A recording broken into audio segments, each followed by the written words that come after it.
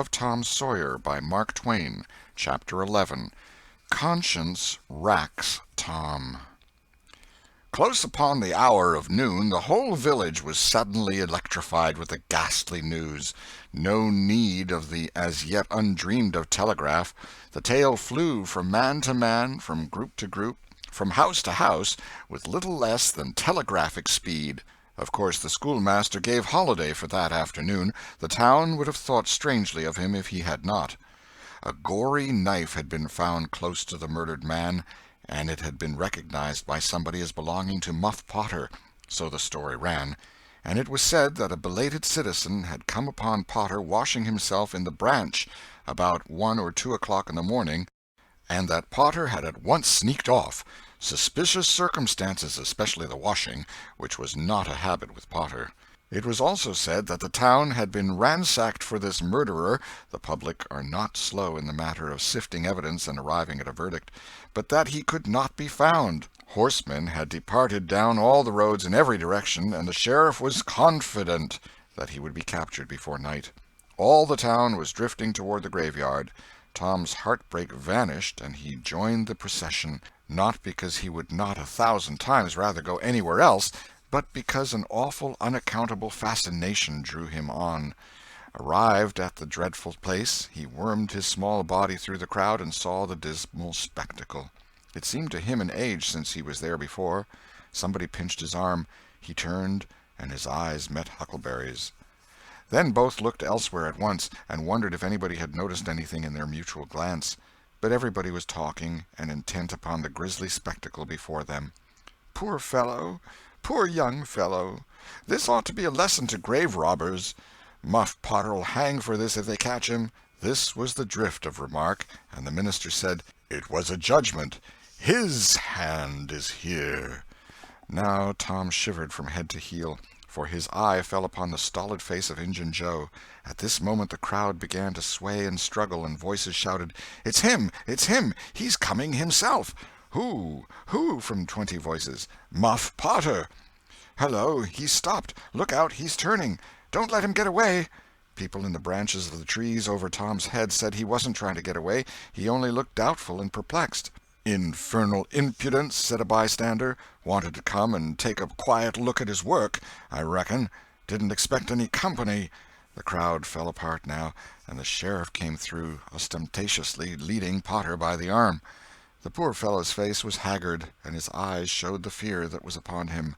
When he stood before the murdered man he shook as with a palsy, and he put his face in his hands and burst into tears. "I didn't do it, friends," he sobbed.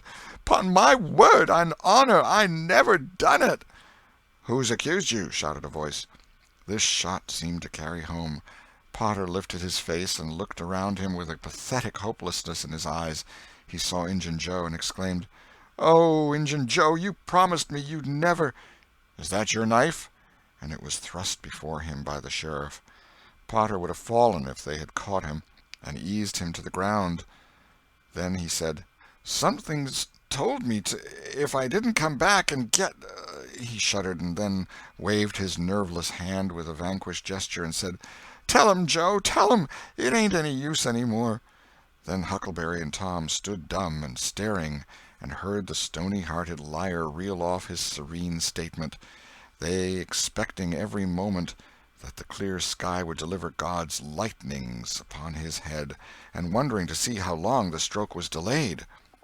And when he had finished, and still stood alive and whole, their wavering impulse to break their oath and save the poor betrayed prisoner's life faded and vanished away, for plainly this miscreant had sold himself to Satan, and it would be fatal to meddle with the property of such a power as that.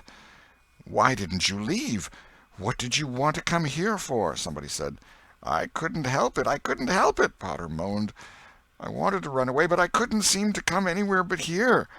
And he fell to sobbing again. Injun Joe repeated his statement just as calmly a few minutes afterwards on the inquest, under oath, and the boys, seeing that the lightnings were still withheld, were confirmed in their belief that Joe had sold himself to the devil. He was now become to them the most balefully interesting object they had ever looked upon, and they could not take their fascinated eyes from his face. They inwardly resolved to watch him, nights, when opportunity should offer, in the hope of getting a glimpse of his dread master. Injun Joe helped to raise the body of the murdered man and put it in a wagon for removal, and it was whispered through the shuddering crowd that the wound bled a little. The boys thought that this happy circumstance would turn suspicion in the right direction, but they were disappointed, for more than one villager remarked, "It was within 3 feet of Muff Potter when it done it." Tom's fearful secret and gnawing conscience disturbed his sleep for as much as a week after this, and at breakfast one morning Sid said, "Tom, you pitch around and talk in your sleep so much that you keep me awake half the time." Tom blanched and dropped his eyes. "It's a bad sign," said Aunt Polly gravely. "What you got on your mind, Tom?" "Nothing. Nothing to know of." But the boy's hand shook so that he spilled his coffee. "And you do talk such stuff," Sid said. "Last night you said, 'It's blood, that's what it is.' You said that over and over, and you said, 'Don't torment me so, I'll tell.' Tell what? What is it you'll tell?" Everything was swimming before Tom. There's no telling what might have happened now, but luckily the concern passed out of Aunt Polly's face, and she came to Tom's relief without knowing it. She said, "Sho, it's that dreadful murder. I dream about it most every night myself. Sometimes I dream it's me that done it." Mary said she had been affected much the same way. Sid seemed satisfied. Tom got out of the presence as quick as he plausibly could, and after that he complained of a toothache for a week, and tied up his jaws every night. He never knew that Sid lay nightly watching, and frequently slipped the bandage free and then leaned on his elbow, listening a good while at a time, and afterward slipped the bandage back to its place again. Tom's distress of mind wore off gradually, and the toothache grew irksome and was discarded. If Sid really managed to make anything out of Tom's disjointed mutterings, he kept it to himself. It seemed to Tom that his schoolmates never would get done holding inquests on dead cats, and thus keeping his trouble present to his mind. Sid noticed that Tom never was coroner at one of these inquiries, though it had been his habit to take the lead in all new enterprises. He noticed, too, that Tom never acted as a witness, and that was strange, and Sid did not overlook the fact that Tom even showed a marked aversion to these inquests, and always avoided them when he could. Sid marveled, but said nothing. However, even inquests went out of vogue at last, and ceased to torture Tom's conscience. Every day or two, during this time of sorrow, Tom watched his opportunity, and went to the little grated jail window and smuggled such small comforts through to the murderer as he could get hold of.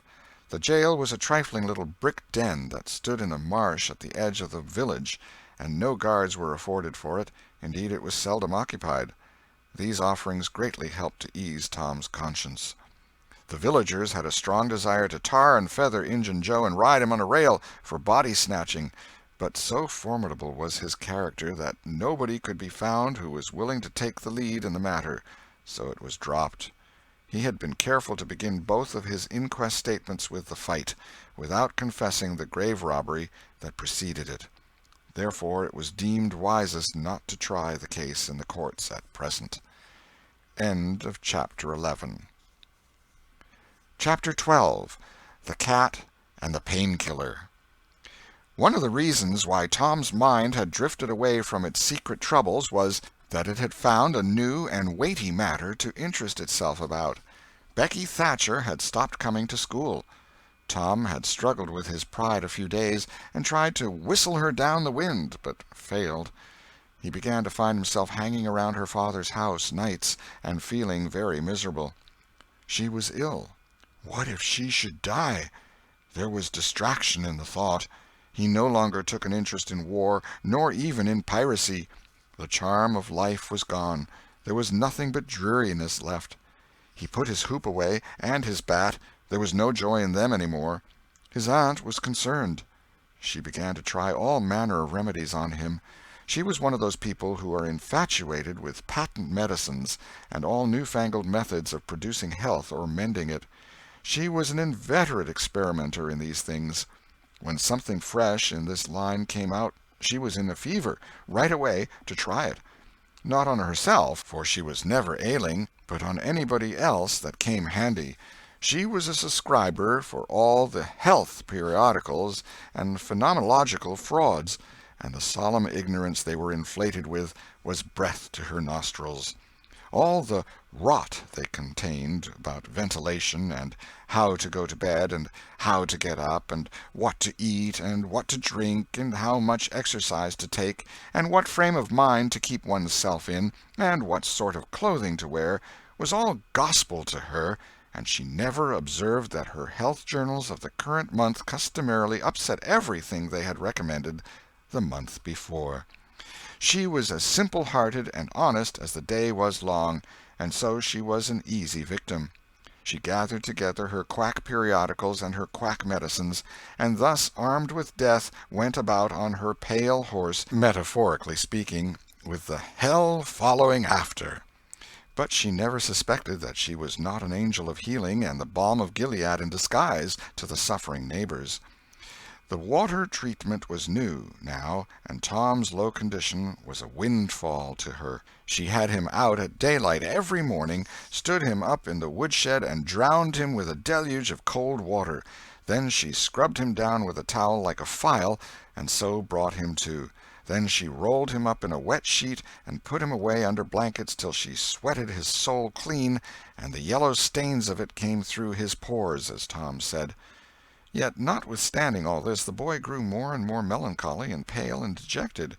She added hot baths, sitz baths, shower baths, and plunges.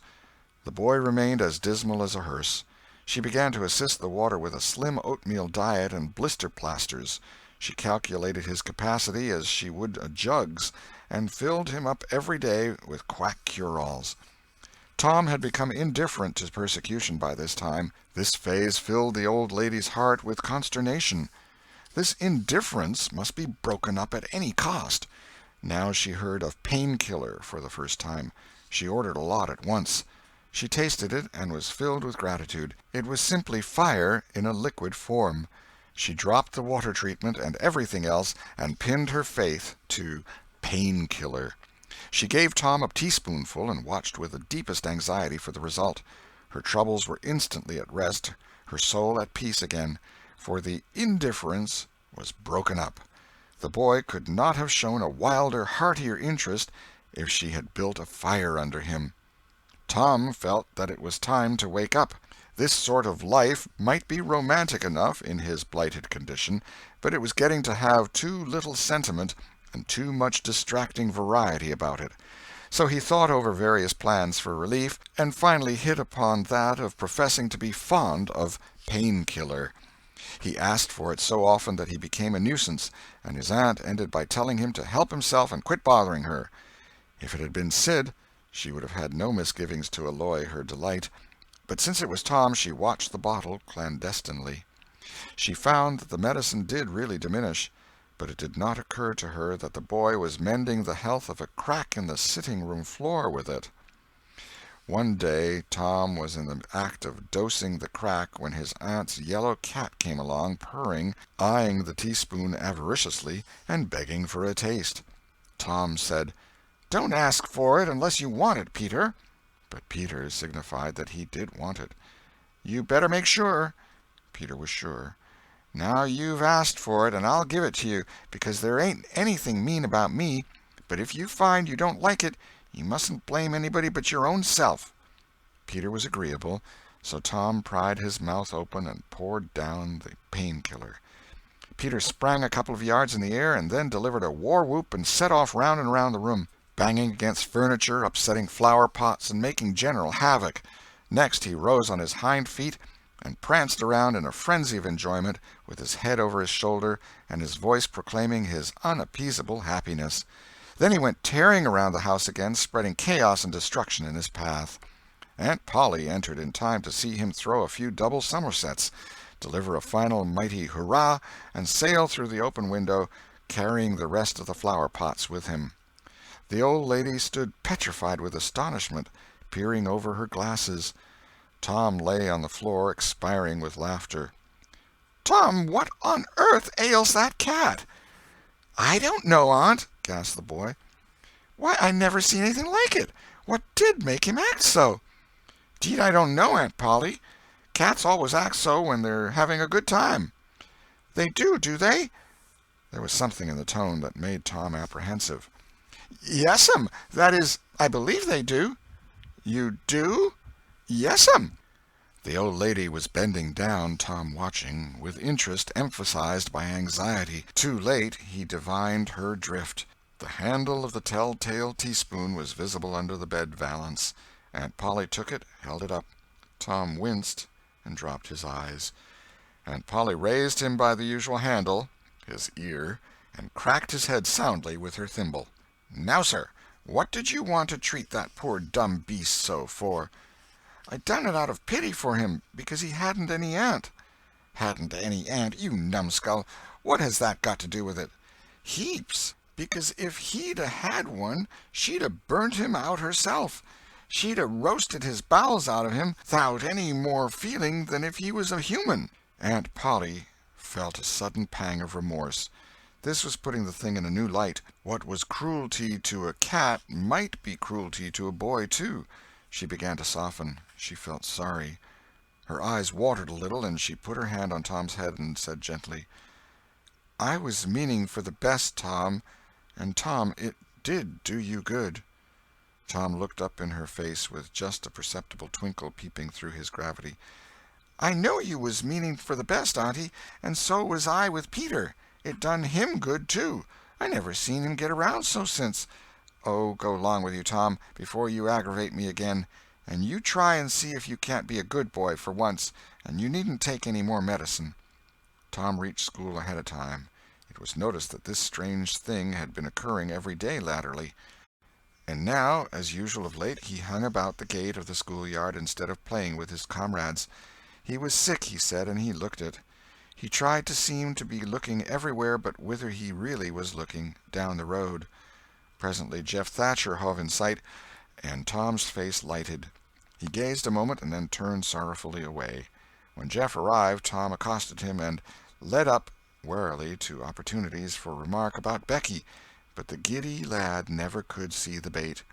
Tom watched and watched, hoping whenever a frisking frock came in sight, and hating the owner of it as soon as he saw she was not the right one.